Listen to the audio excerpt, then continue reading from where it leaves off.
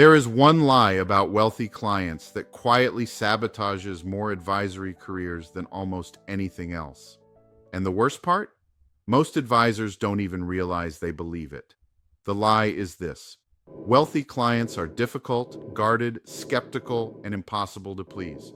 So advisors walk into meetings tight, over-prepared, over-explaining, trying to impress, trying not to mess it up.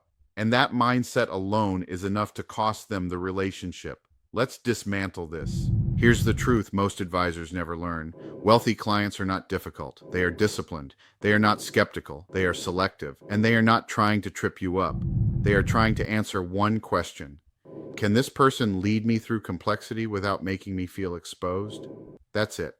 Most advisors misread wealthy clients because they confuse discernment with resistance. When a wealthy client says, "I want to think about this. I need to loop in my CPA. Walk me through that again," the advisor hears rejection. But what the client is actually saying is, "I'm deciding whether to trust you with something that took me decades to build." That's not a no. That's a test. And the test is not about product knowledge. It's about presence.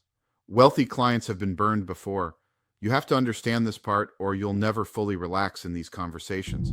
They didn't get wealthy by accident.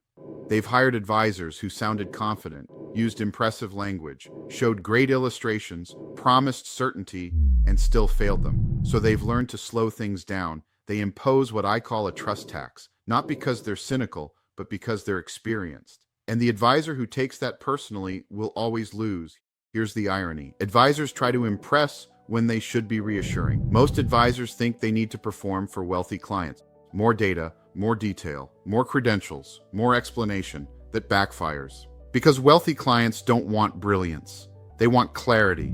They want someone who can simplify without dumbing things down, slow the room down, name risks honestly, say, "I don't know" when appropriate, and guide decisions calmly. That's leadership.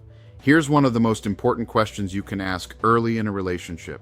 When you're making big financial decisions, do you tend to move quickly once you're clear, or do you prefer to take your time and explore the details? That question shows respect. It removes pressure. It tells you exactly how to pace the conversation. And when you follow their answer, you instantly differentiate yourself.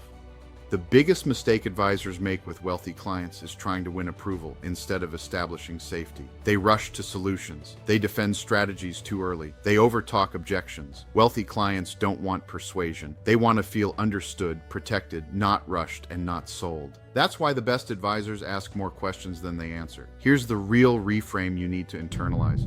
Wealthy clients are not asking, "Is this advisor smart enough?" They are asking, "Can I relax if I work with this person? Can I trust them to tell me the truth even when it's uncomfortable, slow me down when I'm emotional, coordinate with my CPA and attorney, and protect me from mistakes I don't see yet?" When you understand that, everything changes. Your tone changes, your pace changes, your posture changes, and ironically, your close rate goes up. This is why wealthy clients actually prefer fewer words. When you speak less and ask better questions, you feel more confident. They feel more in control, and the relationship equalizes. You stop sounding like a vendor, you start sounding like a peer, and peers get trusted. The big lie isn't that wealthy clients are hard. The real lie is believing you have to impress them. You don't. You have to lead them calmly, clearly, without ego. That mindset shift is foundational to the JMac method. And inside the JMac Method Academy, we train advisors to work with wealthy clients the right way. Not by performing, not by over-explaining, but by leading conversations with confidence and clarity. Drop a comment and tell me, what do you think wealthy clients are really testing for when they slow things down? That's where mastery begins.